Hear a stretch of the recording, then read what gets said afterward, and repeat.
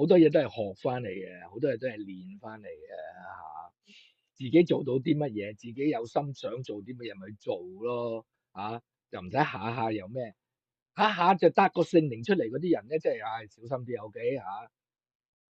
有啲嘢你自己想做就做，自己唔想做就唔會做嚇。有啲揾工係嘛，最搞笑㗎啦，啲人就喺度揾工啊，祈禱揾到份工，感謝神啊，唔夠一個月，哎呀大鑊啊！點解咁嘅嚇？其實唔關事噶嘛，根本同神都冇關嘅，揾唔揾到呢份工係嘛？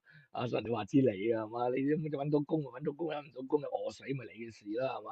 你自己出嚟要做嘢噶嘛，上帝做咗個腦俾你噶嘛，上帝做咗個腦俾你唔係放喺籮柚度俾你坐噶嘛，上帝做咗個腦俾你喺個頭度噶嘛，本身喺個頭度又唔係俾你放草噶嘛，入邊有好多鋪天好多好精密嘅結構喺入邊噶嘛，嘥好多。